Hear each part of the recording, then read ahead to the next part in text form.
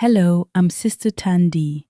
This video is for the person in your organization who signs the occupational health budget and who occasionally wonders whether it is money well spent, whether it is worth it, whether compliance costs can be reduced without meaningful consequences.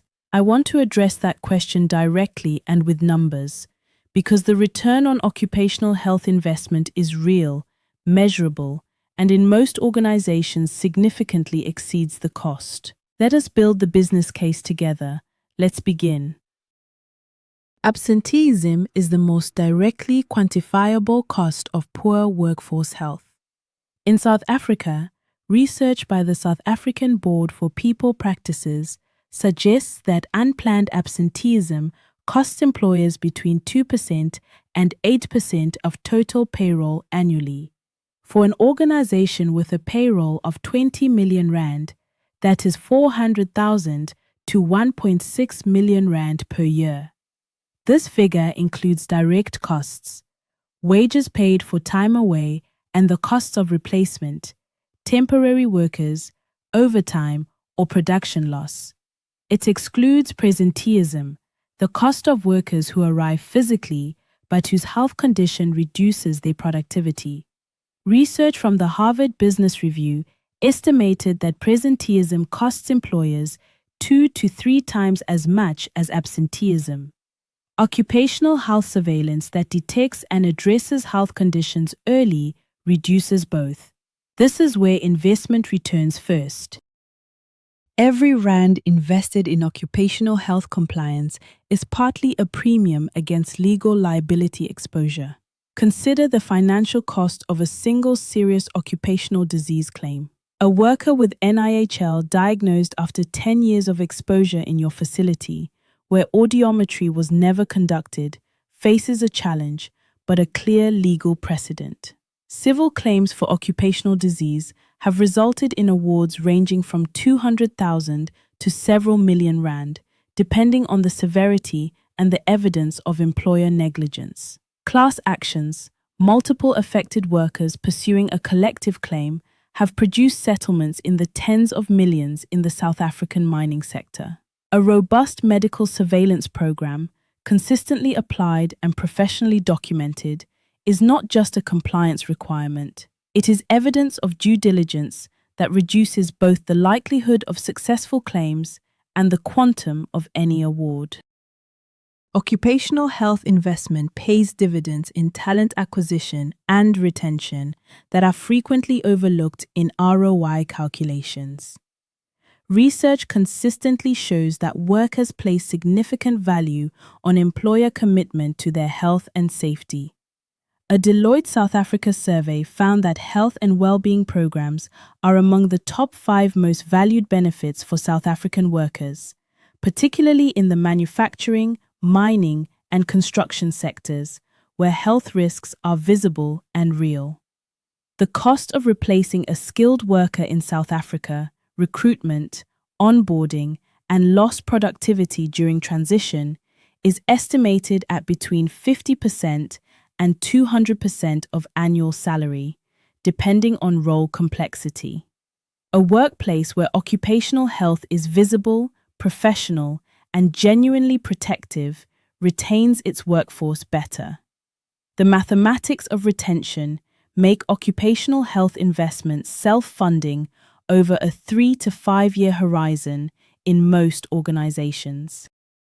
Your COID assessment fee, the annual contribution to the compensation fund, is calculated based on your industry's risk class and your total earnings. But it is also influenced by your claims history. Employers with high incident rates and significant COID claims histories attract higher assessment fees than those with clean records. Beyond COID, your commercial general liability and group accident insurance premiums are directly influenced by your OHS compliance record and incident statistics. Insurers conducting risk assessments for premium setting examine your safety management system, your inspection history, and your incident record. A robust occupational health program, documented medical surveillance, and a low incident rate translate directly into more favorable premium pricing. In large organizations, the annual premium saving attributable to a strong safety record can independently justify the entire occupational health compliance budget. Healthy workers are more productive. This is not intuitive wisdom, it is measurable economics. Research by the Harvard Business Review found that chronic conditions such as hypertension, diabetes, depression, and musculoskeletal disorders, all detectable through occupational health surveillance, collectively account for a 21% reduction in individual worker productivity on average. Workers receiving treatment for these conditions recover a significant portion of that productivity. In a workforce where these conditions are undetected and unmanaged, as they are in many South African workplaces where occupational health is a compliance afterthought, the productivity deficit accumulates invisibly. Early detection through medical surveillance, followed by referral and treatment, is the intervention that recovers that productivity. Invest in finding the problem early. The productivity returns are substantial. South Africa's broad-based Black economic empowerment framework includes a skills development and socio-economic development component that rewards genuine investment in workforce health and capability. But beyond the scorecard, the reputational dividend of a visible, committed occupational health program is significant. Your workers talk to their families, to their communities, to other potential employees. A company known for genuinely caring for its workforce attracts better candidates, experiences lower union friction, and builds the kind of community trust that protects the social license to operate. In industries where proximity to communities is commercially critical, mining, construction, agriculture, this social license has direct financial value. The reputational dividend of occupational health investment is difficult to quantify precisely, but the reputational cost of a preventable occupational fatality that reaches the media is also difficult to quantify. And both sides of that equation belong in any serious ROI analysis.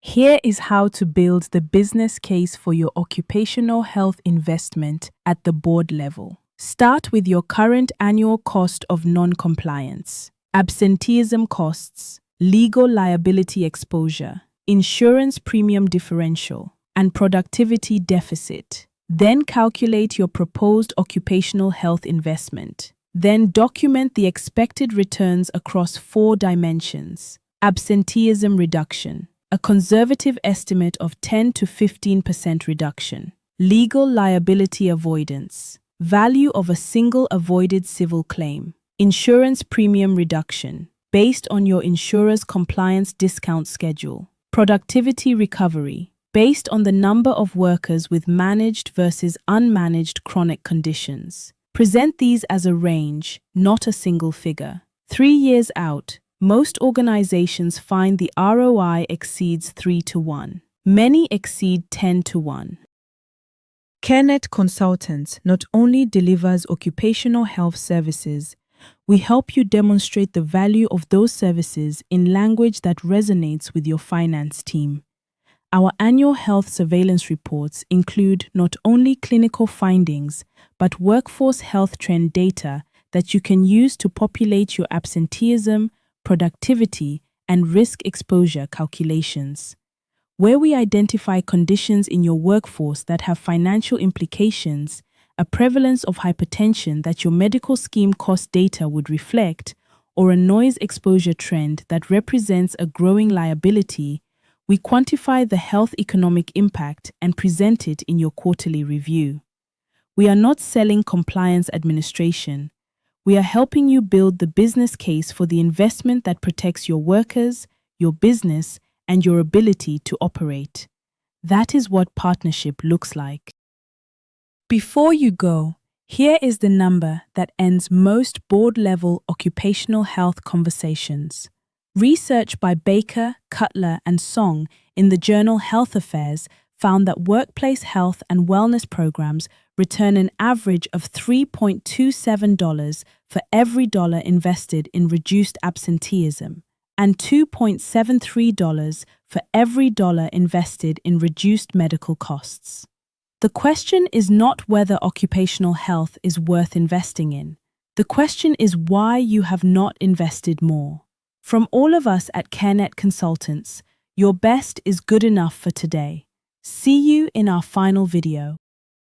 CareNet Consultants, your partner in workplace health.